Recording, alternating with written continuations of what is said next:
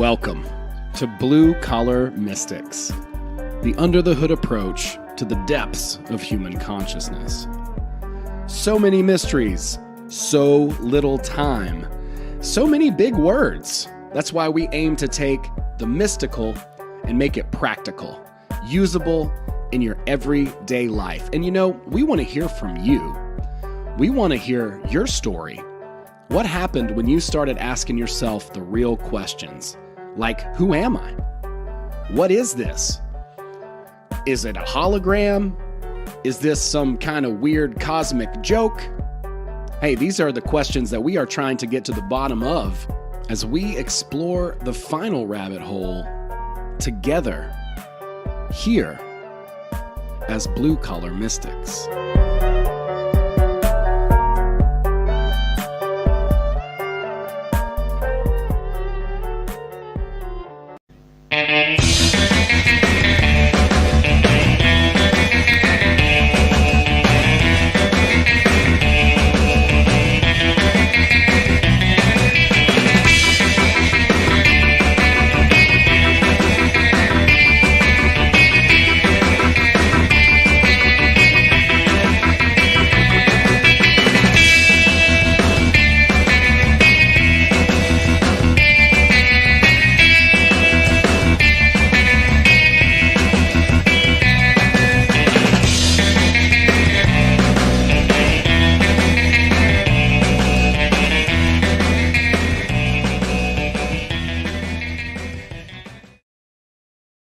What's up, everybody? Welcome. We are live on YouTube and Rockfin, and I guess on Facebook on the Blue Collar Mystics page. I can't go live in the group anymore. I don't know. We might start trying Instagram next week. Ooh, that'll be fun. Yeah, I think we'll switch it up, maybe try something different. Thanks for hanging out, everybody. Welcome to it. We are covering the Reality Transurfing Book by Vadim Zeland, a chapter at a time. And tonight we're going to be talking about one of the sort of more, I would say, like less formal, more casual, cordial sort of chapters in which he kind of takes some questions and answers those questions. And then also we're happy to, you know, hear from you, your thoughts, insights, questions, and answers from you, and kind of engage a little bit. Have some fun, chop it up, as they say, Abbie and I. Thanks so much for being here. We really appreciate y'all. Abbie, how are you tonight? I am fantastic. How about you?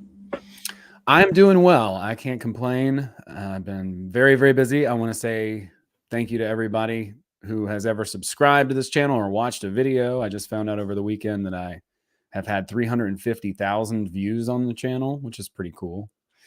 Period. That's awesome. Yeah, I was like, wow, that's a lot of people to be able to reach. So I'm really grateful that y'all have had to, or we've had the opportunity to encounter more people. My life would not be what it is now if I hadn't started doing this. And it's been an interesting ride. Like, I've certainly had some ups and downs with it, and you know, have learned a lot. But my God, am I glad that I started making YouTube videos and connecting with people. You are someone that I don't think I would ever known had I not done it. So how would we ever have met, right? I don't know. I mean, maybe you could make the case it would have been inevitable anyway, you know, and I think that's cool. But I think we also, you know, as we talk about transurfing and the way that things unfold, you know, we have to take those steps to the mailbox. And for me, this was one of them. I was scared to death, honestly, to put myself out there, to put anything out there. God forbid I should ever try to help someone else out with a video, you know, but at the same time, I have this like, maybe it's insecurity, maybe complex at the time, or even just something that's very common, just to be nervous. Like, who am I to tell somebody? Yeah, something? It's the imposter syndrome. We all have it. Yeah. I mean, even when, like, it was one thing to come onto podcasts and stuff, and even then I had imposter syndrome. But then, like, going on to Weaving Spiders, I still had it. And when Cheney asked me to do Secret Society of Good Guys, I was like, me? You know? And I don't know. Eventually you just become the thing, though. Yeah, I mean, I'm still the same person. You know, I sometimes feel a little self-conscious. You know, people in my area see the podcast or see me talking about, you know, reality transurfing on YouTube, and you hear the words reality transurfing, and you're like, what is this going to be? You know, Yeah. there's no telling. Okay. Yeah. But yeah, I started another channel that's just reality transurfing content, because, you know, I'm going to start putting out maybe a little more comedy and stuff and just other things on the channel that's not specifically, and there are already other things that are specifically that, but I know this is the thing that really people connect with and with me. So I wanted to do that. So I made another channel. And I don't think I put that link in the show notes here, but I'll stick it in the live chat and stick it in there later. But if you guys want to subscribe to that, that'd be great. I'd really appreciate it. Thanks for being a subscriber here. Let's see. It looks like we already got some questions coming up, and I want to hear more about this. I think, did you send me, Cody, did you maybe send me a message on Instagram? Are you the same one who sent me a message? Because I thought that was the coolest message, and I talked to Abbie about it, but yeah, just let me know if that was you. I'd love to hear from you. He says, hey all, Bootsy, I saw your transaction exercise video a few days ago and experienced something that I think was quite miraculous as a result. I really want to hear about it. Fuck yeah, right? Yeah. That's amazing. And I'm telling you, it works. Well, you know, I tried it a couple times this week. That was our homework from last week, if you guys caught that episode. And you know, to try the transaction exercise. I tried it a couple of times just walking around. I didn't notice anything myself personally. But then again,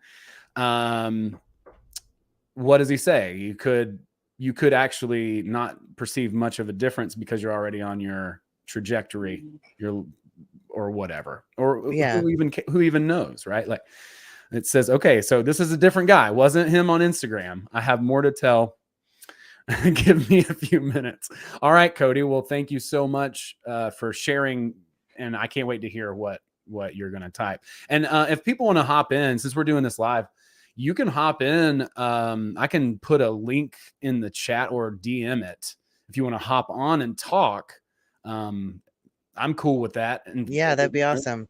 You know, just don't do anything that's going to get me shadow banned again. You know, we get a bunch of people talking about war and shit. I know we're hydras. You just got to do it like that's what Cheney said, because we're shadow banned on Project Cheney right now. So we're like, not even shadow banned. We got a strike. So.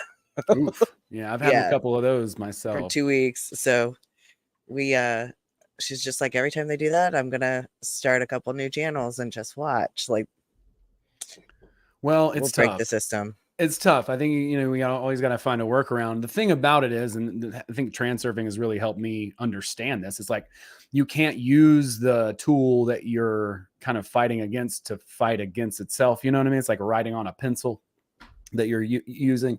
So you have to find ways to kind of work around. And I've certainly made some mistakes on YouTube, and probably had some guests say some stuff that probably also flagged the algorithm a few times. And what's so weird is that some of this stuff is like mainstream now. So it seems like it's okay to talk about it because they're putting out all the reports on words that we're not allowed to say and showing the science. But now, like, it's still enough to get you banned for 2 weeks. And you never know what they're going to change next week. And then retroactively, all the stuff that you talked about, you know, back in there, and they can just ban that. So, you know, I think it's just a matter of just having some discretion and being a little bit wise with what platform you're using. And I know a lot of people are on Rumble and stuff. I think that's cool. I'm pretty sure this goes to Rumble too, and I haven't checked over there to see. I don't know the platform well.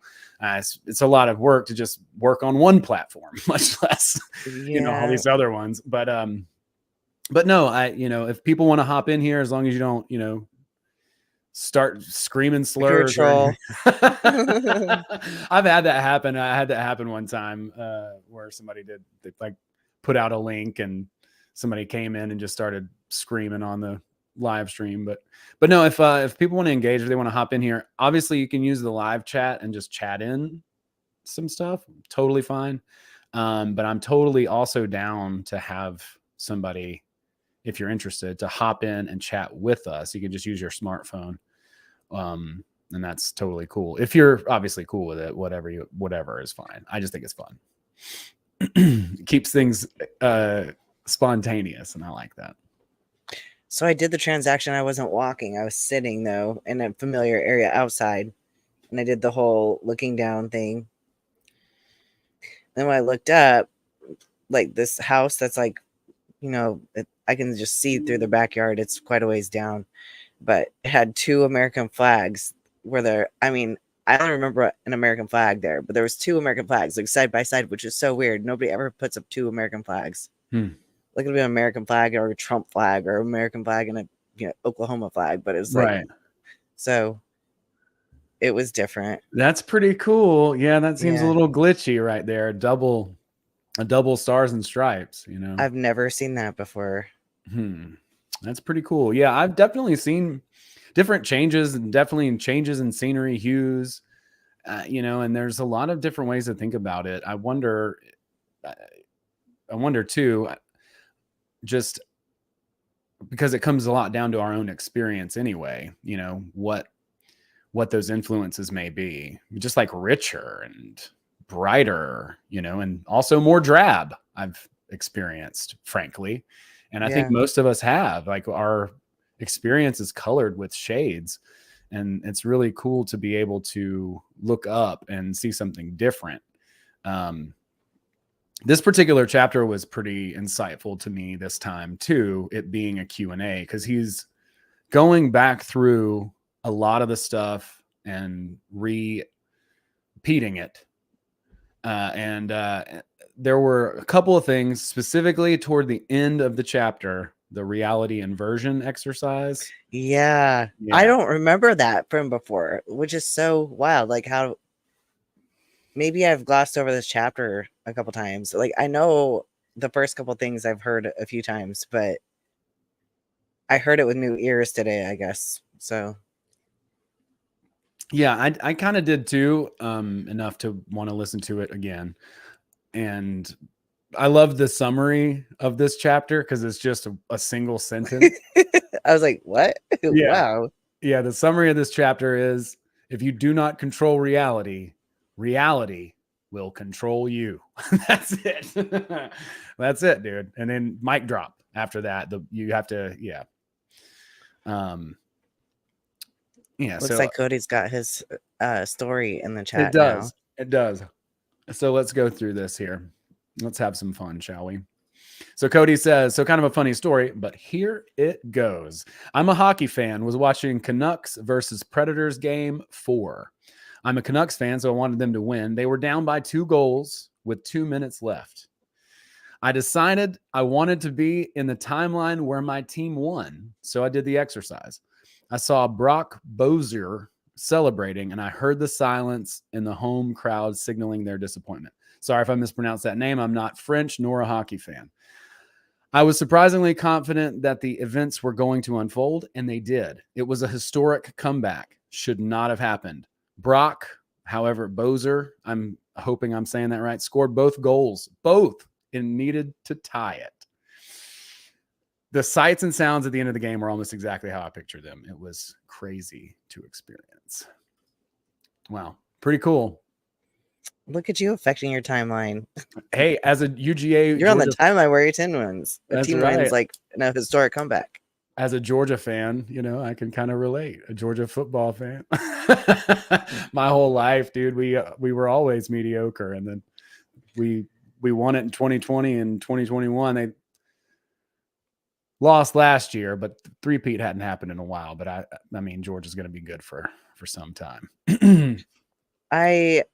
Reality Transurfing helped me give up being a sports fan. I used to watch like San Diego Chargers. They were my football team. Loved to watch them. Like they were such a good team, really. But they were like, I think if there was a stat for the most injuries on a team, it would be them. Like they're cursed for real. But there isn't, nobody keeps that stat. That's the weirdest thing. But then also like they have like some of the worst fourth quarter losses. Like they'll win the whole entire game and then lose in the last 2 minutes. And so I realized how much of a loosh it was. It's like such a pendulum just taking my energy. So I was like, you know what? I'm done with this. So the best example of a pendulum that exists, really. yeah. Like organized religion's pretty good. Also, so are politics, you know, Oh yeah. any weird group, but it's the least like sort of offensive, because like if somebody's really polarized and attached to like their political party or, you know, ideology or religion, God knows it's impossible to talk to them about a pendulum. But usually and I don't know, there are some people who are rabid fans too, but you start telling them about a football game or, you know, some sort of a sporting event or something like that where there's a lot of energy going around, then, you know, it's a little bit less scary or not scary, but threatening, I guess, to your paradigm. It depends. You know, I'm in Oklahoma, so it's like everyone is like, "Are you an OSU fan or OU?" I'm like, I don't give a shit about either one. Yeah. How dare you try to binary me? And I'm fucking. Yeah. I didn't But graduate from either one of those universities, so oh, and I love this too. He says, important to keep in mind, it's just a game. Okay. This is huge because this is yeah. really the crux of the fucking whole chapter right here is, you know, people are writing into him with all their problems. This thing happened. This terrible thing happened to me. And the first guy is like, well, I just knew it was too good to be true and something terrible would have to happen. And then he's asking him why it did. And he's like, but dude, you just wrote that you knew something terrible was going to happen. And then it did. Like what? Yeah. And then later, she's like, these are the best times of my life. I knew they couldn't last. Like, yeah. What?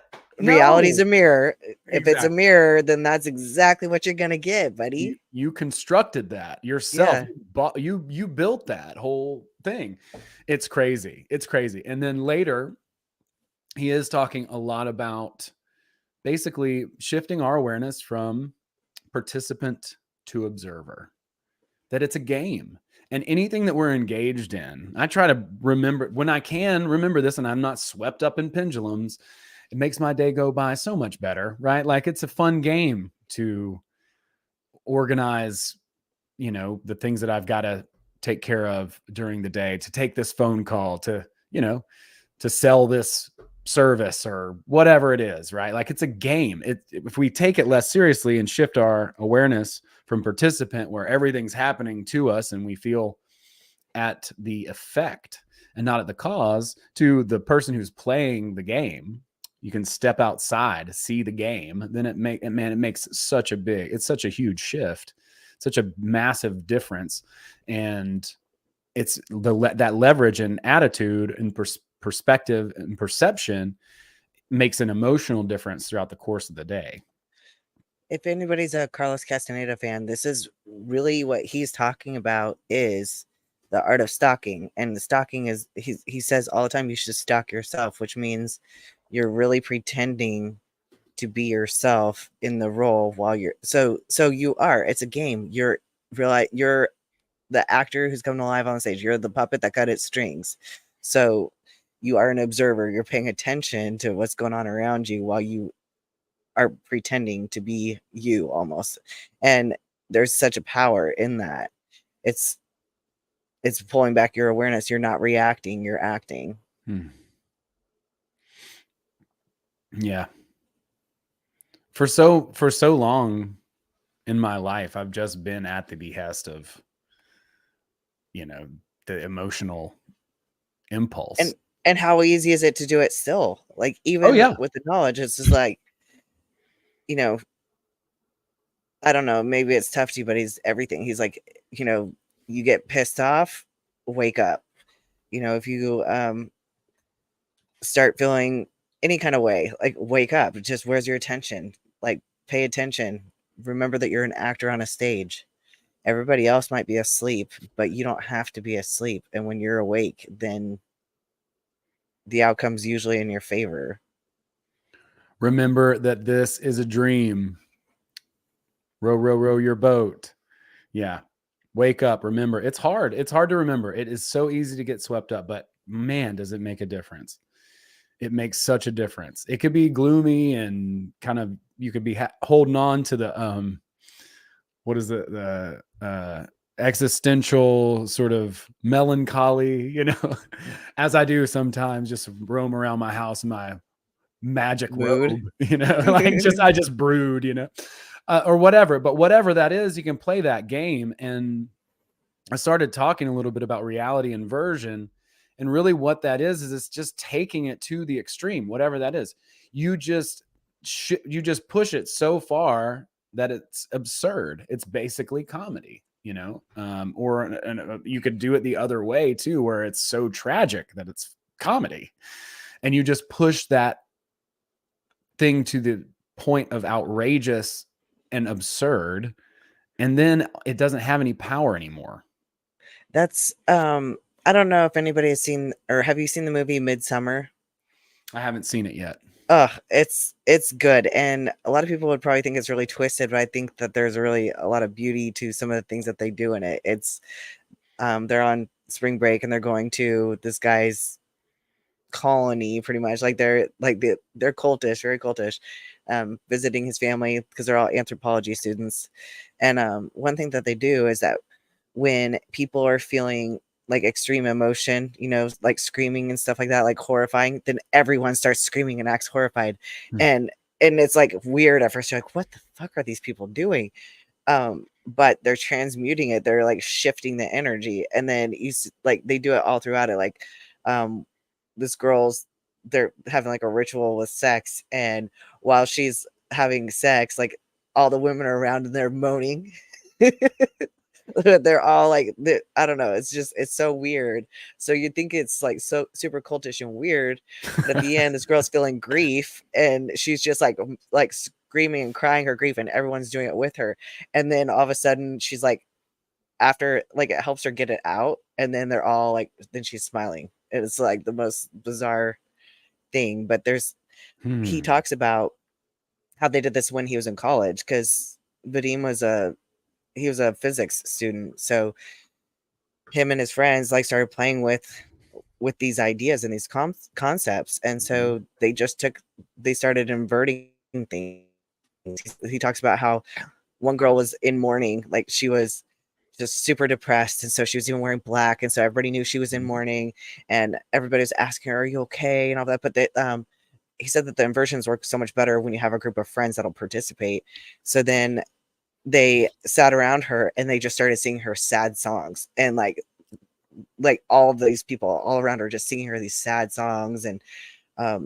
And then she starts crying, and as she's crying and wailing, then they start crying and wailing, and then they all end up laughing. And it's like, yeah, and they were like, when are you going to commit suicide? Yeah, they're asking when she's going to kill herself. And it just like they brought it to the point of absurdity, and then it just flipped the switch. I do that sometimes when I'm having a tough day. I'm like, well, that's fine. I'm just going to quit. Right. Like, because that notion itself is so absurd, right? Like that I could quit. It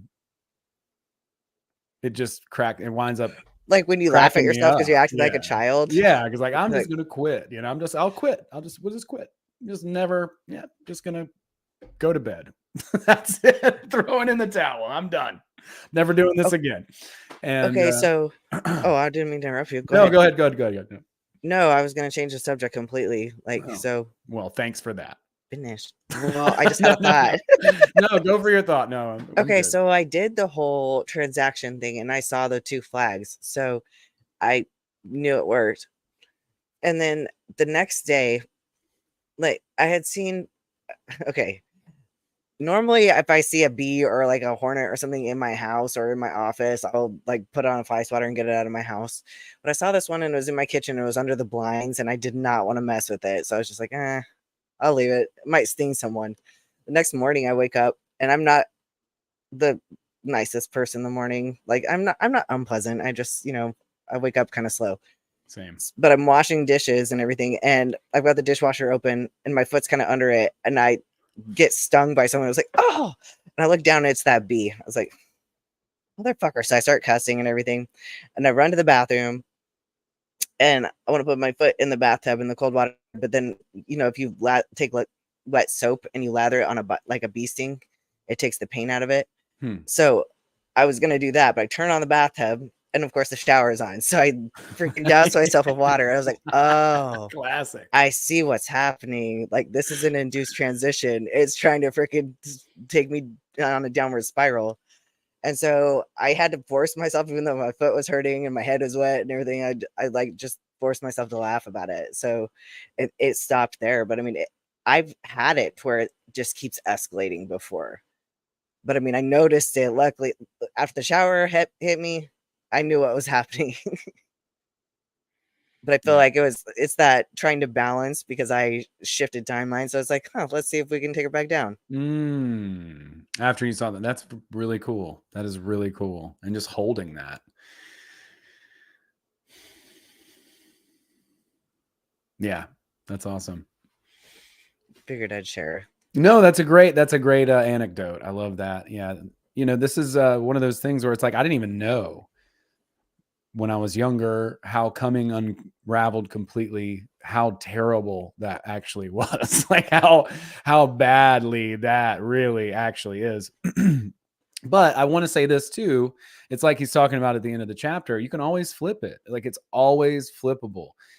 And just because you had a certain attitude about something, or you were down or whatever about it in the past, that doesn't matter. You can flip that right now. You can twist it, tweak it right now, do the reality inversion right now.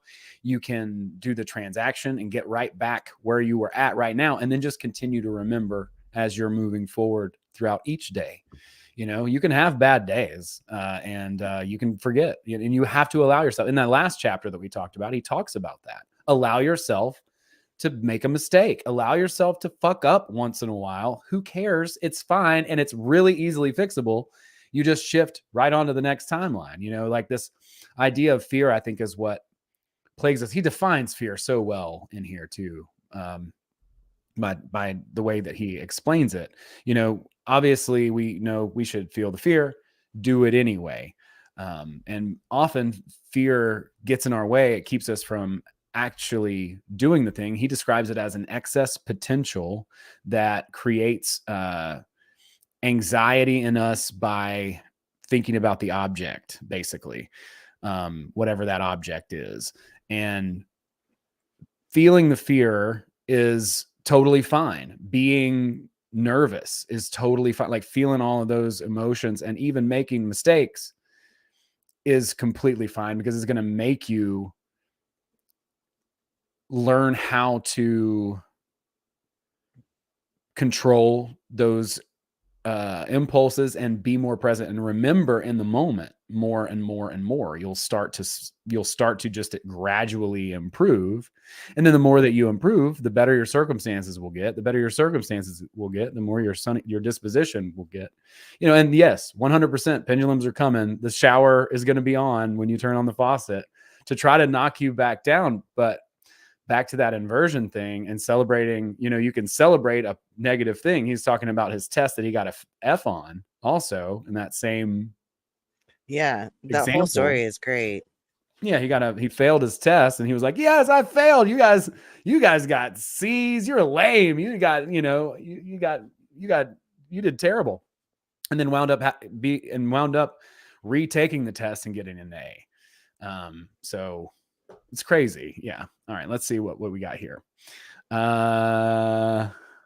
Oh, dude. What is up, Sean? Thanks for being here, buddy. It's so good to see you in the chat. I'm trying to read all these messages, though. All right, Cody. Let's see. Where are we at? I came here to tell that story. I'm also going to ask for some insight, because in spite of that success story, my work life is in a little spot right now. I'm a salesman in the midst of my worst run of luck in 10 years. Ironically, the two of you saying a lot of what I need to hear, though, unprompted. I appreciate y'all. Well, we appreciate you. Thank you so much for being here, Cody. Yeah, sales is a tough game. It's one of those feast or famine type things, and abundance is so important. The attitude is so important. I think, I hate to say it, but everybody's kind of in sales in some way or another. We have that terrible stigma about sales.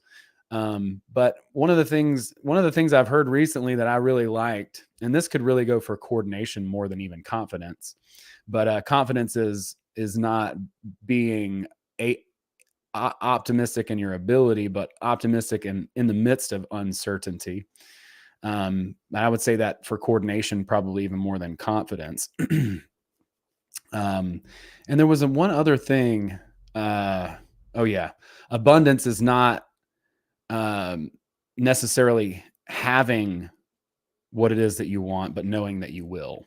So they're kind of like, I don't know, kind of two little things that I recently heard in the past couple of weeks that stuck out in my mind. And I'm just kind of throwing those things out there. I don't know if they're helpful or not, but I don't know. Abbie, do you have any words of sagely wisdom?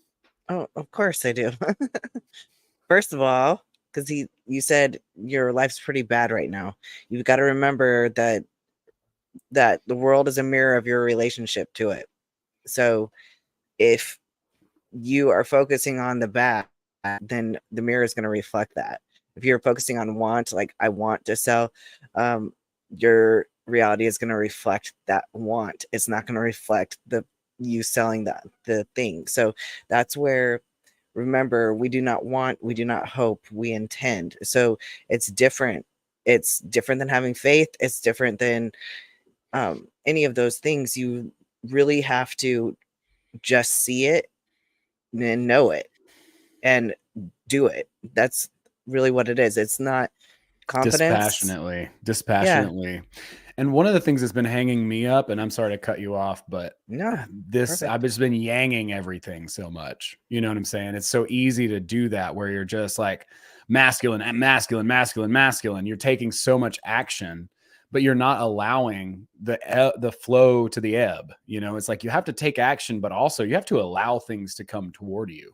You know, if you try to pursue something, it's going to run from you because you're pursuing it. Why else? Why would it ever come to you? You're chasing it. It's going to run away. It's like a cat, you know, or anything. If you run at me, I hate running too. You know what I mean? Like I'm not trying to run, but You've got to remember that nature balances itself. It's not whatever to spend the least amount of energy. So by putting in a ton of energy, you're not going to necessarily get what you want. The thing is if you think of everything like a triangle, okay, any action that you want to take, and this is actually from the Dream Hackers, but it's all related because Vadim, I'm pretty sure, is a dream hacker. So think of every intention that you have as a triangle, and there's 3 sides to a triangle, right? So there's always got to be 2 strong sides and 1 weak side. And this is the balance of nature, okay? So if you want your intention, that's got to be a strong side, right? The intention has to be strong. But you want your outcome to be strong, right? That's your intention is the outcome. So that's your strong side. So that's the visual part, that's running your slide. But the other 2 parts are action. There's intention, action, and result, pretty much. So you want the strong result. You don't have to, okay, you could do it without a strong intention, but you have to have 2 strong sides. So the action would have to be strong to get a strong result without a really clear intention. Because if you have a really strong intention, really strong action, then you're going to have a weak result. If you have, and this is seen in art. So like an artist might just see a whole bunch of scrap, not really have any intention for it, but then he just gets to action and he starts welding his metal together, and all of a sudden he has an awesome result, like a masterpiece. So there's that sort of way to get your desired result. But then the transurfing way is the intention. So start with the clear intention. Then a weak action doesn't mean no action. It just means like you just act. It's not you just 1 foot in front of the other, just make an action, and then you get the result. So it's a really good way. It's a visual for me to remember how to navigate the balance of it all. yeah, it's important. It's very Tao, right? Yeah. Like it's very Tao. There's a flow. There's 2 sort of oppositional forces, and that's what we're working with here with polarity. So things have to come to us. If you want to attract something, that's not the same as going after something, right? Like those are not the same things. You know, is there a Dream Hackers book that hell yeah. Yes, Pen Greedy. There are 2 of the Dream Hackers books, and I don't know if there's one. Do you have the They're recording? Dream Searchers. Yeah. I don't know. I recorded, or I did chapter by chapter of, like, not every chapter is good, but I did it in the Telegram in the Dream Coven of book 2, not book 1. But yeah, they're called Dream Searchers by, Andrei Roitov, I think. That's right. So the first one is Dream Searchers, Seekers of the Spirit, and I don't know what the second one is, but I'll find them here. they're excellent books. They're written as fiction, but they tell you that they're written about real people and real incidents and everything. Like, they encourage you to try everything in the books. So we actually created a little dream experiment group where we read the books and we actually decoded some of the bigger practices in the books. It's pretty awesome. And then because of that group, I met a really cool friend, Arnis, and he turned me on to the actual Dream Hackers book, which is written in Lithuanian. So that one is it's not translated in English, but it's amazing too. Can't really seem to find it. That's wild. Dream Hackers? I don't see it on. I usually have bought it or sent people links to Thrift Books or Abe Books, and I don't see it on here at all. I don't know. Maybe it's time to make a Audiobook? Audiobook. I'm working on some other audiobooks and summaries too. Obviously, I can't be putting out something somebody else wrote, but like some of the older stuff, like the Kabbalion. Yeah, stuff that's no longer. Yeah, stuff that's in the public domain, but it's really good. But it's like also kind of like the language is dated. So I'm trying to update it and just do summaries, because I'm like, if I could just listen to 35 minutes or 40 minutes on the Kabbalion on my way to work, I would pick that. And then I might also listen to the Kabbalion, but like, hey, let me save you some steps. That's kind of what I do. So I'm trying to make more of that kind of stuff. I think it's maybe helpful. I don't know. We'll see. I'll give it a shot. Chat GPT can translate the Lithuanian. Is that what? Oh yeah. No, my friend, I need to actually translate the whole thing myself too. But my friend actually did. Arnis, he spent a lot of time translating it for me. He didn't do the entire thing, but he got pretty far. It's pretty impressive. Yeah, the Dream Hackers book is really interesting. There is a lot of cool insight in there. There's a couple of chapters where they're just like dropping some hot downloads, and it's cool how it's framed, because it's kind of like a fiction story. It's kind of like a dream hack. It's like a Matrix type of story, but about dream hackers that can vanish and disappear out of thin air and stuff. It's pretty cool. It's people who took.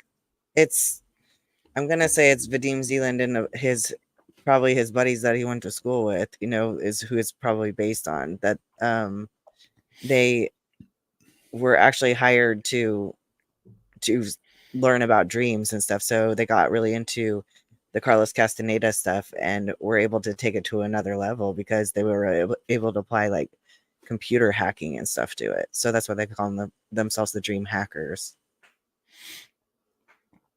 Because the dream place is a lot like a computer system. And if you listen to any of the ways that we've described the alternative space, it really sounds like a computer program as well. Well, I mean, as above, so below, right? Yeah. I mean, if we can make a computer and everything's fractals anyway, then it would kind of...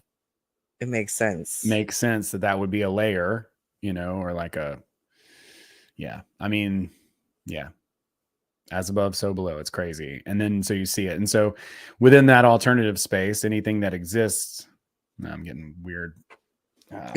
It is weird. So what? Pings in my ear. Sorry. It's like...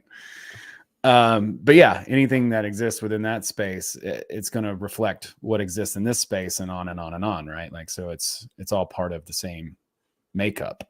Yeah. But yeah, I think that's a really apt metaphor.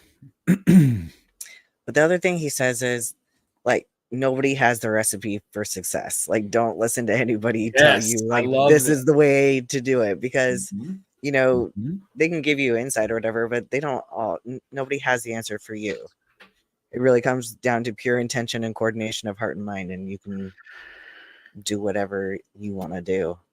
I said this on a video not too long ago. I think it was one of my better videos. If, I can try to be objective about things like that, but the things that I've ever done that really ever connected were not what someone else told me to do. They were not something that I learned in a program. They were not a template of how to make X dollars a month by, booking sales calls or whatever, fill in the blank. The things that I've done that have connected have come from within me. And that is one thing that he talks about in this particular chapter is like, you can get hung up and read all this stuff, all what The mental masturbation. Yeah. And I've done it. I mean, I've done it for years. I mean, part of it's paying off because like I can make a summary, you know what I'm saying? Like I can whip up a summary pretty quick or synthesize some information and try to link some things together or serve that up for people. And so that's something I can do. So that's cool. So in that way it's usable, but it's also something that you can just get lost in learning all this stuff. And, I'm such a nerd. I can't help myself sometimes, but if you will just stop and just listen to you, then sometimes that's the best direction. And it doesn't mean that we can't learn like techniques and tricks from people and systems and like, oh, try this software or whatever, but when it really comes from after a you, it's like while, original, you know what I mean? Like there's something very special and unique about that. yeah, because the thing is after a while, you can read psychology books, you can read the esoteric stuff, but it all overlaps.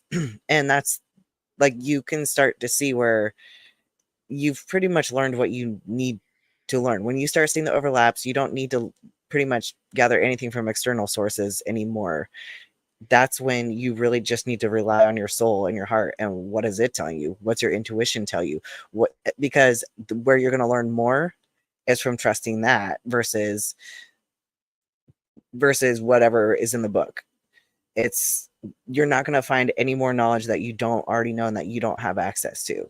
So it's you channeling your higher self, and you're activating the part of you that can find whatever it needs in the space of alternatives. So yeah, we want to internalize this knowledge, right? Like that was one big gripe that Einstein had, because I remember somebody telling this story about him taking his like nephew for sailing or something, and his nephew was in all these advanced physics classes, but he couldn't figure out how to sail the boat. It's like you can know physics, but you can also know all the rules in the book and how all these things work in a mental way, but not be able to put it into action, not be able to actually put the principles into play. So, it's easy to kind of get stuck in this world of learning principles and ideas and all that kind of stuff and noticing them. And that's cool. But like, until you get out there and you actually do experience and attempt these things, you don't really know, it's what is it? The school of hard knocks. that's, in The Alchemist, there's a English professor who wants to be an alchemist, and so he wants to go meet the alchemist so he can become an alchemist. But he's read all these books and he knows all about the Philosopher's Stone and the Emerald Tablets and all that, and he gets to finally meet the alchemist. The alchemist's like, dude, you're not ready yet. Like, you start doing this, apply what you learned, then you can come see me. Like, and it's funny because it doesn't matter. It's not going to come from a book. It's going to come from experiential knowledge, really, and trusting your intuition. Yeah. And that's when it gets crazy too, because you'll start doing some shit that you never thought you would. And sometimes it's going to have some weird results. That's the best part. It is. We like weird. It is the best part. It's super fun. Because your weird is your superpower. Yeah, there you go. Your weird is your superpower. Authenticity, back to that.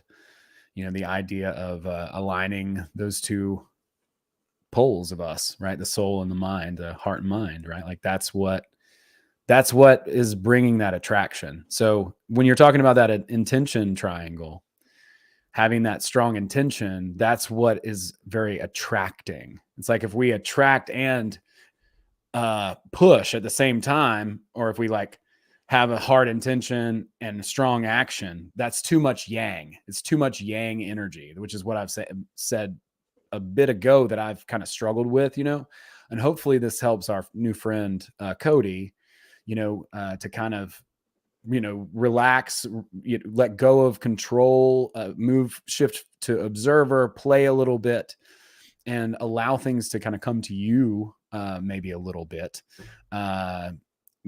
For me, it's been very helpful in the current time, because I have the tendency as a masculine man to want to do this thing. And it's like, you can exhaust action. And especially if you have strong intention, you're just going to wear yourself out. It's just too much energy in that direction. And so you need the magnetism, you need both, so that it's coming to you and you're going toward it. So I like that intention triangle. I think it's there's some nuance to it, but I made stickers and put them on my computer so I'd remember. So smart. That's really smart. Yeah, because that's a really smart way to balance things, to let go and to take that dispassionate action. I get it the other way around too, because I've had like days where I'm like, oh, I just want to, create a little graphic for outside my door that I could put in a frame, outside my office. And I had no idea what I was going to make. So I just sat down and started doing it. 4 hours later, I'm sitting there, I'm enjoying the process. Came up with the cutest little thing to put outside my office door that, was, if I would have sat and planned it out, it never would have looked good. I probably would have got frustrated and quit before I finished. Yeah, that's interesting. I like the way you described it. It's really, really good. Really, really good. Well, thank you. I'll take credit for it, even though it's not my own. I just want to say to Sean too, man. Sean and I did an episode not too long ago about being imperturbable. Imperturbable, great word. And I think it's right along the lines of a lot of what we talk about with this particular model, the transurfing model, being neutral, finding balance, not being a slave to the pendulums, not being taken off course or off center by unexpected events, happenings. You're just dispassionately moving forward, but also just laughter. And I think that that's one of the funniest things about this, is that they say laughter is the best medicine, and really it kind of is the solution to everything. I mean, I piss people off when I laugh a lot, and it's really just because I can see the absurdity of things. I'm not laughing at them, I'm not laughing at the situation. It's just like, I don't know, I can't help but do it now. So it's hard, because there is a fine line between when it's appropriate and when it's not. But it's like, because he actually talks about that when they're sitting there in their physics classes and they're getting lectured and everything, and they would sit there and mess with these principles, and they would just start kind of like trying not to laugh at the teacher, because they got so good at finding laughter at non-funny things, that they would all start like like grunting and snorting, and like they were trying not to laugh. But it's like, you can turn a polarizing situation around so fast with just being able to laugh at it. I mean, dude, it's so funny. But if the other person is really polarized, you're probably going to piss them off more. But right, then you might find it more funny too. So, well, I liked his point about being in a group for that too, because as somebody who has to try to do that by himself a lot, it is really hard to do it by yourself. But that's what hermetic alchemy is. Like, that's really, back to the idea of the Kabbalion, that's really what it's about, like transmuting, and taking, I feel like Cheney and I do that a lot. We sit there and laugh at each other on live streams. And they're like, we can't stop. No, it's fun. Like the funniest, the times when it's funny is when you can't laugh, Yeah, like it's the best. When your dad's mad and he's driving, but y'all are just and he's like huffing out his nose. You're like, so mad, Like, I had a friend who was so funny, and we were trying to go to sleep one night, and he was laying on the floor and I was on the bed, and every once in a while his hand would pop up with a sock in it and just start looking around, just like, and we're trying to go to sleep, we're going to get in so much trouble but having to suppress that laughter, it just made it all the more funny. You know, that's Okay, why. did you understand what he was talking about with making a fool? What do you mean? Like in this chapter, he talks about, because somebody wrote in a letter about he's so serious and everybody, he likes his life structured and everybody Oh yeah, around yeah. him just seems to be like loafing and like, just Right. doesn't take anything serious and it frustrates him. And so he's like, I'm getting pulled by pendulums all the time. And Vadim's like, everyone gets Yeah, pulled by no shit. pendulums all the time. That's nothing Right. new. Like everyone, it happens to everyone. Right. It's your reaction. And he talks about creating a fool. Yeah, he talks Like about creating a folder, a graph, and a spreadsheet, because this dude's so regimented that he's literally taking it to the extreme. He's trolling him. He's like, "Oh, here's what you need to do because you're so regimented. You need to make sure that everything, and you write this certain way and you do it like this, and make sure that you put it in a folder and then put it here, and then make sure that you don't laugh." Keep a straight face. If you start to laugh, take a break and come back to it, because this is very serious business. He's basically being like that. He's trolling him and saying, oh, okay. Because he says you something about a are so, teddy bear too, yeah, or yeah, something yeah, like yeah. that. Yeah, So I I gonna was get like, there. okay. So he was actually being very much a smart ass. That's really funny. Yeah, Okay. he was trolling him. Yeah, Good to know. I love that. The bite-sized Kabbalion. Yeah, dude, that's exactly what I'm making. I love that. Oh man, that's great. No, yeah, he was trolling him. He's like, because you're such a regimented person and you have to have things just ever so, he's like making it so absurdly ridiculous, all the demands that he has to go through to prove a point to this guy, to just let that go, man. And those are the pendulums that are pulling on him, right? But he's like, yeah, duh, pendulums pull on all of us, dude. They're out there. It's a real thing. Well, and I think this is important to talk about too, is that people get so stuck on like, I'm on a negative lifeline. Like, what if I'm on a negative lifeline? And the truth of it is every lifeline is positive, potentially even every negative thing that happens to you is a positive. So you have to find the way to flip that around in your head and in your thinking, because that bad thing that happened, your wife leaving you, whatever, that was probably saving you a lot of grief down the road. It seems like the end of your world now, but looking back, you will know that it was actually a really good thing for you. Yeah. So you have to be mentally stronger than that, than like, oh, my life is shit, all this negative stuff's happening, I'm on a negative life track. No, you're not. You control that. You control your future. Like, you control everything that happens. Like, it is all your mindset.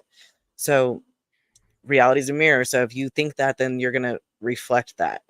But if you can see that there is, like, that's where we go back to the finding the one little potential positive thread in every negative situation, because eventually you'll see that it was actually a very big positive.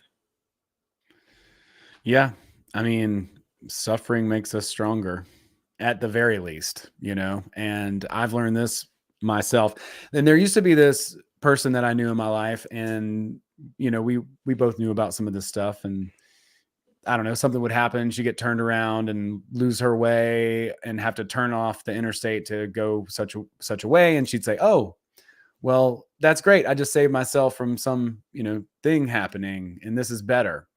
And then, this would happen time and again, right? And then, so it would happen again. And then she would say, yeah, I tell myself that all the time, as if to disqualify her telling herself that all the time. But it's like, but you tell yourself that all the time, so that is the way that it is. So just go with that, instead of disqualifying it by saying, if it happens all the time and that's the way that it is, then that makes it more the way that it is, not less. You see what I mean? It's like, Yeah. you should be emphasizing, because it happens that certain way means that that's why it happens, not because it happens that certain way. Why? So it can't happen like that anymore. That's the opposite of what the book says. You know what I'm saying? I don't know. Maybe I'm being a little bit cryptic with that, but it's just weird. What we tell ourselves about reality is what we see in reality. So if we tell ourselves something about reality, it can't mean that it must be the opposite because we told ourselves about it. In fact, it's just that. And it reflects quickly sometimes. You know, there is a delay, but just like just like the downward spiral starting the other day was starting with the bee sting and then getting a cold shower on my head. Like, it would have escalated quickly, but I laughed and it stopped. So it's your relationship to the mirror, your relationship to the whatever you think is what you're gonna get. Yeah, and that's why fear is so powerful, because the more you allow yourself to imagine the things that you fear more than you allow yourself probably to imagine the things that you wish to create in reality. So you sit there and worry. Worry is such a big thing. Guilt is such a big thing. Anxiety, fear. And so allowing yourself to do that is really just you're creating your own worst nightmare. Yep. You are informing it. We have the ability to tell ourselves the story about the events that happen in our lives. This is, I mean, that's straight out of Robert Anton Wilson too, right? Like, who is the master who makes the grass green? You know, the grass isn't green. It's a reflection of light. We make the grass green. The theory that if you burn your toast in the morning, this is burnt toast theory, or something challenging happens, the time you spend making another piece of toast could have saved you from something bad. Yeah, like that idea, like missing a turn or whatever, you know, burnt toast. I believe it.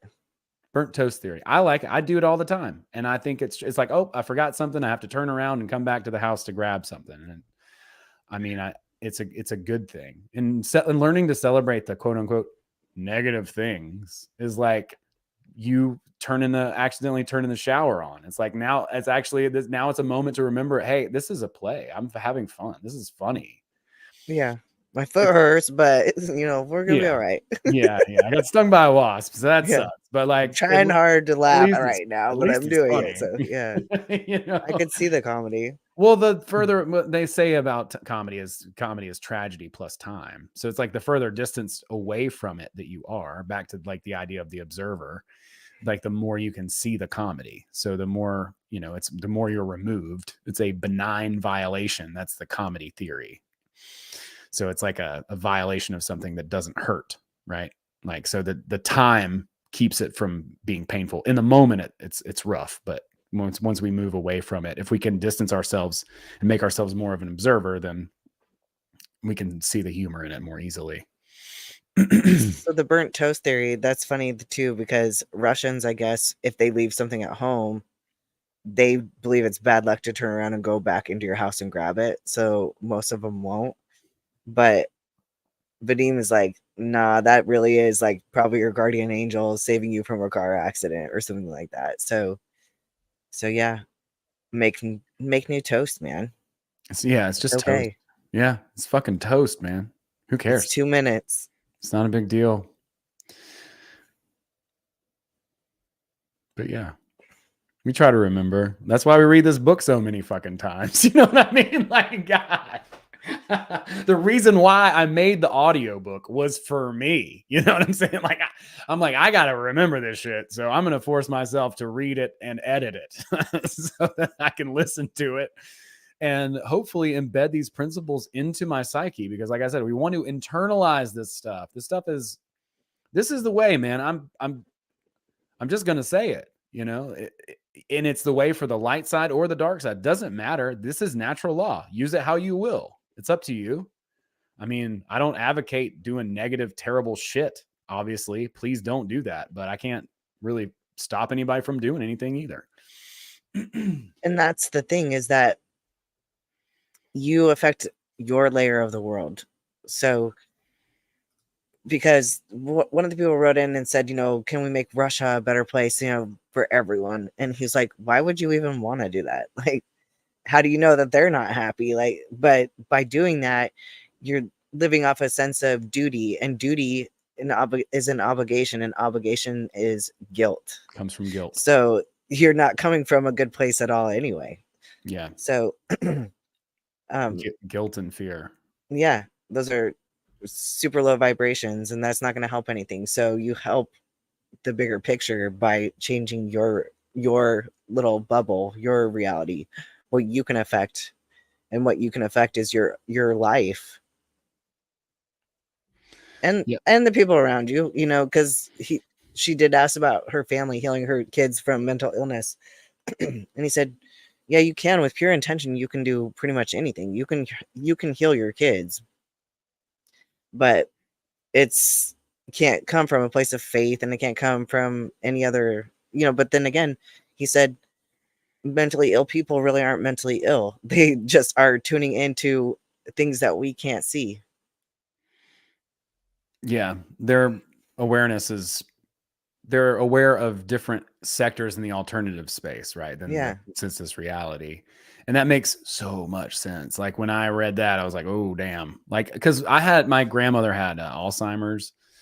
And honestly, man, like she would say some profound shit, you know, even with that sometimes. And I was like, what is going on? Like, is she just in a different, like, you know, set of reality kind of thing, like a different, and I think that's kind of, maybe, at least it's a simple explanation maybe, but it helped me kind of with it, you know, because it was tough, man. I've heard that like schizophrenics in like a mental hospital will all have the same psychoses sometimes. And that's telling you something right there. Like, that's not normal. That they're all seeing the same things and experiencing the same things, that they're seeing a different layer of reality. Yeah, it makes complete sense.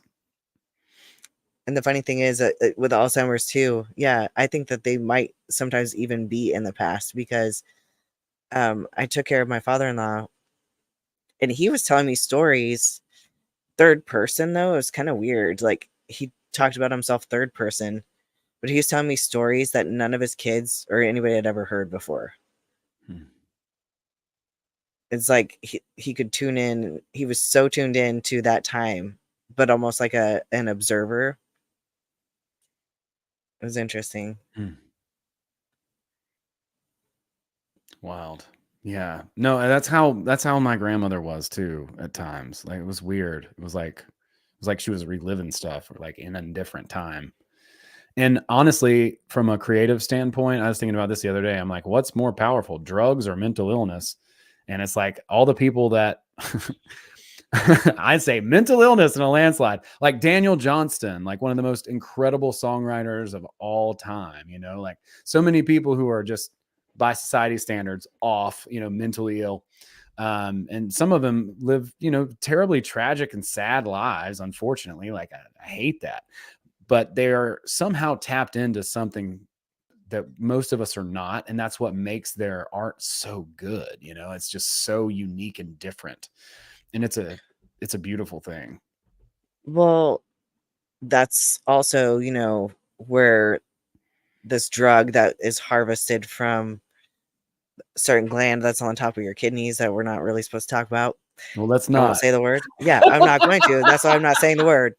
I'm just saying that originally came from schizophrenic patients. Like, people were having like full on experiences from that.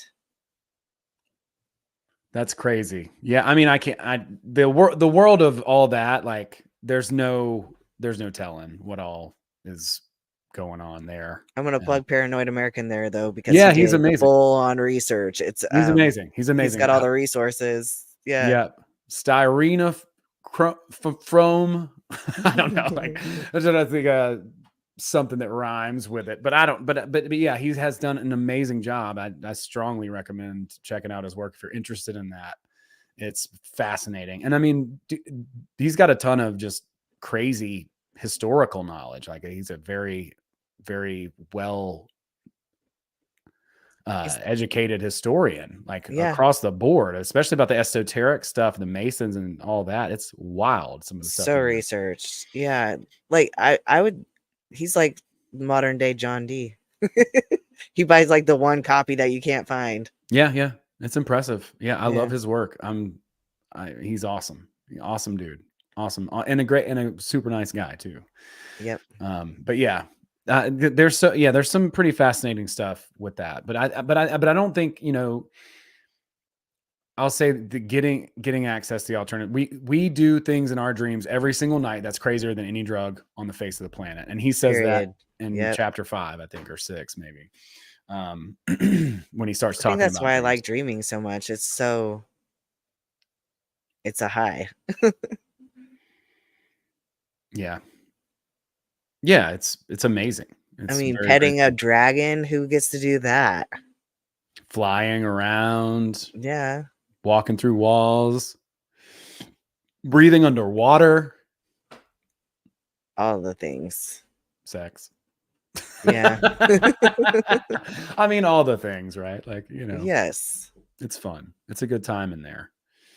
And yeah, it's a great way to practice intention, as we've talked about as well. And I need to get better on dreaming myself. And I have actually. I've definitely improved and developed over the past year or two since we started the coven. It's made me a lot more mindful of it. Haven't had a lucid dream in a while, but I've been writing my dreams down way more than I was. Like, I was really lazy, but yeah, I've been very intentional about it. So I'm not mapping like I should be, but well, no guilt, duty, or obligation. Okay. no, We're I'm kicking doing those right out something. the front door. We're celebrating action and we're allowing results to come, right? Like, take action. Don't worry about it. Allow the results to come. Don't over yang it. It's so easy to over yang it. It's hard to get the balance right anyway, because it's easy to over yin it too. Like, Because that's what most of our failures come from importance in relationships and everything. It's from importance, and it's like the more you stress it, the more you push it away from you. Do you want to touch on relationships before we close this out? Because he does mention that in the Q&A. He does. There was a couple people that were, one guy was like, "Oh, my wife left me because I'm not ambitious enough," more or less is what he was saying. But Vadim goes in and goes, "If she left you over that, like, then she doesn't love you. And if somebody doesn't love you, then they're not for you, and you're never going to win them back. Like, period." So he's like, it has nothing to do with how much money you're making and all of that. So that's an important thing to realize. If somebody doesn't love you, you're never going to make somebody love you. Right. But he does talk about frailing, though. And Right. it's a matter of waking up if you're provoked and you're fighting and stuff. Because they talk about sometimes, like, when I'm ready to leave, then all of a sudden things are good. Like, Right. but that's the balancing force of it, right? So Right, if right, right, you're pissed off and you're ready to leave, and then all of a sudden things get good and it's good for a while, it's nature balancing itself. So the trick is to keep your attention especially when you're provoked. Like, don't get provoked at the little things. Like, they're not washing the dishes, they're not doing that. That's fine. You do it, and make a comedy of it. It's a play. It's a game. So if you let those little things bug you, even at work, like, it's just going to bug you more. That's the nature of the pendulum. It's like, oh, she doesn't want to be bugged by this. Okay, let's do it. Like, this is going to lose her. So it's with people too. People that you love will do the same thing. So the qualities that annoy you, you're going to see way more of it. Reality is a mirror. So I don't like this thing, so I don't want to see it. But I'm not intending to fix that. I'm just talking about how I don't like it and I don't want it. And so, but it doesn't matter. That's what I'm going to see. I'm going to see that I don't want it. It's going to keep happening. So reducing importance always. It's like, it's a fine line, because it's not caring. It's just right. not caring in abundance, I guess. It's like, I realize that sounds like the antithesis of love, but it's not, because if you remember, love is not possession. It's Right. totally different. Love is giving. Yeah. And really what he's talking about with this, there's a couple things here I think that are important to note. One is the way that polarization works. Homegirl Teal Swan does a really good analysis of kind of how different people's flaws and their shadows kind of attract them together. And Vadim mentions that a little bit. But for people who are in a relationship, for it not to be transactional, you want to focus on the other person's inner intention. If both people are focusing on the inner intention of the other, then outer intention is created as a result of that. Frailing. It is. It's frailing, right? In the relationship. Where it gets kind of confusing is like people don't always tell you what their inner intention is. Yeah, it's trying to figure that out. Yeah. So, but guessing game. But that is masculinity and femininity, right? Like if you can start to learn the Tao stuff, the masculinity and femininity, then you can. Well, I guess both people kind of need to learn that, but if people can be a little bit more aware of that, then it's a lot easier to do that. Right. And that's what he says, that only one person really has to know it, though. If one person knows it and gets the reality transurfing of it all, then that's enough to save a relationship. Even if you're totally two different people, the opposites attract, and, but we have nothing in common, but really like you had something in common. Like, right. And those relationships can work, but both toxic as fuck. Yeah. That's what you got. That's what we have in common. No, I'm crazy. Yeah, y'all both crazy, but yeah, I mean, that's a whole thing too. I mean, but I didn't want to get too deep into it, but just to say, like, yeah, like when, and you can look at it in really any light, any type of relationship doesn't necessarily, this does not romantic specific, and romantic relationships, frankly, are way more complicated. But, any type of relationship, business, friendship, whatever, focusing on the other person's inner intention, they're focusing on your inner intention, that creates outer intention, right? Like that's win, win, win. So it's one way to think about it. And yeah, love is not possessive, it's giving. You can love without placing limits on someone. As soon as you place limits on someone, as soon as you put conditionality on someone else, that's not love anymore. That's something different. That is a demand. That is a request. That is an ultimatum. That is something that is not unconditional love, because unconditional love allows whatever it is to be just as it is. And if that thing doesn't want to be around you or a person or whatever, then that's okay too, right? You just have to love it from a distance. And that's just that's what love is. Love. Welcome to it. Unrequited, I think it's unrequited. I don't know. Maybe it is unrequited. I honestly don't know. I've never experienced it, so I learned it in a book. So no, I don't know how to pronounce it. But yeah. I think that's pretty much. Jen in the chat said, "Just taking off the pressure from my husband to be who I wanted helped him relax and be more of who he is and happier." And that's, in the words of Cheney, there are no rules. Shoot, like. Well, I mean, he even says it in this chapter. He's like, what transurfing is really individualism, with in operation with pendulums. It's figuring out balancing those. And to be true, like when we do increase the enjoyment in our own world, it affects other people in our world positively as well, right? When we let go and allow, like people feel more free, there's a lot of really positive consequences that can come from that. And that's just allowing. It's very simple. It's very yin. It's non-action, right? Like you're talking about like the intention triangle, like that's, but that is something that you have to be aware of, right? And like cultivate, like allow the person, you have to hold your emotional and just allow, right? Like that's what needs to happen in that particular moment. Sometimes you got to take action too. I mean, that's just definitely part of it. And that's beautiful. So happy to hear that, Jen. That's gorgeous. In turn, they're more in love than they have. So that's beautiful. Period. Congratulations for that. I love it. Yeah. I like to hear that kind of stuff. It makes me very happy. And much love to everybody here. Britney Pickle Remember Spears. that reality is what you expect it to be. Yeah. Yeah. And if things aren't quite what you want right now, that's all right. You can work on it, work on that paradigm. Another great book is The 7 Habits of Highly Effective People. And that's what he's talking about in the very first chapter of that, our paradigm. And our paradigm is that which we broadcast to the world reflects back to us. The world is a mirror, and it will reflect our attitude towards it.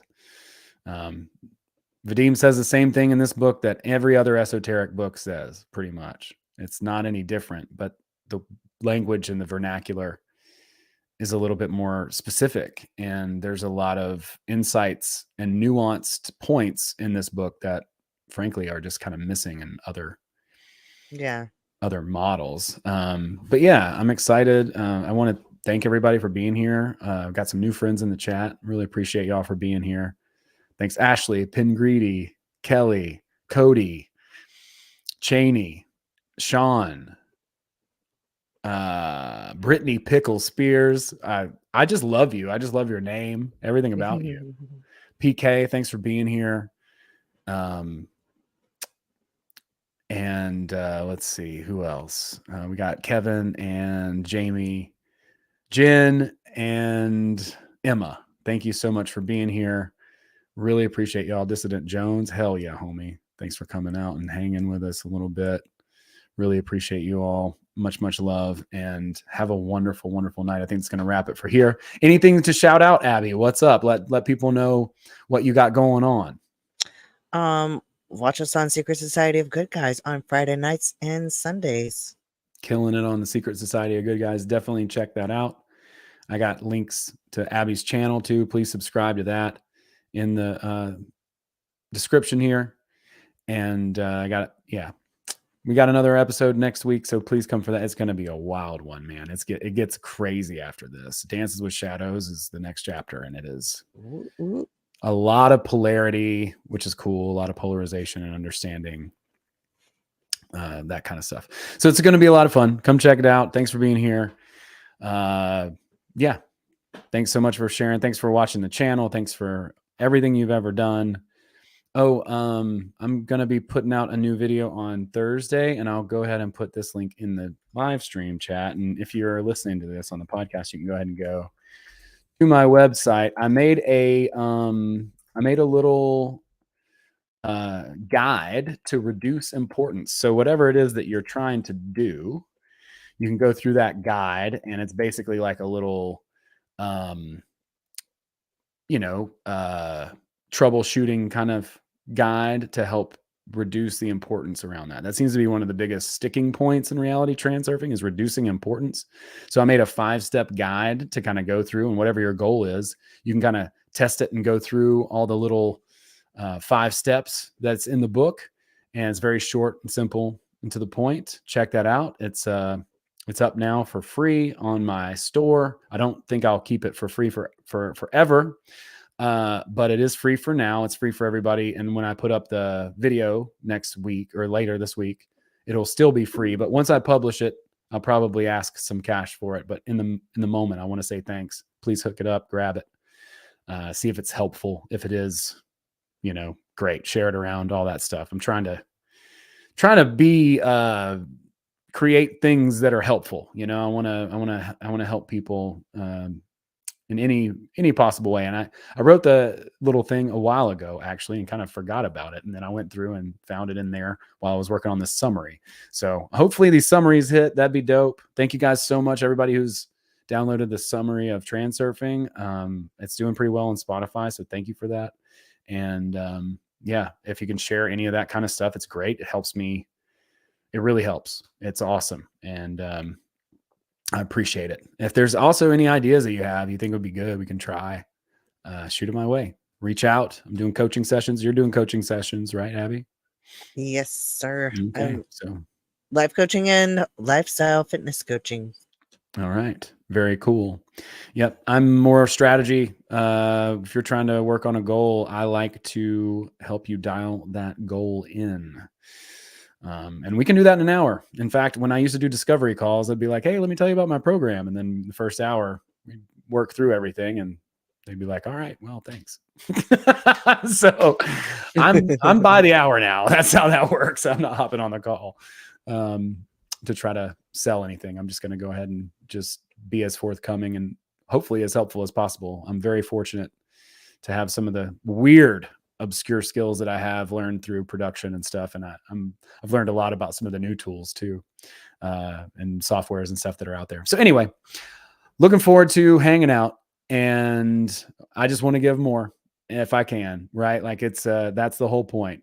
I want to inspire and share as much as I possibly can. I love y'all. Thank you so much for being here. Y'all rock.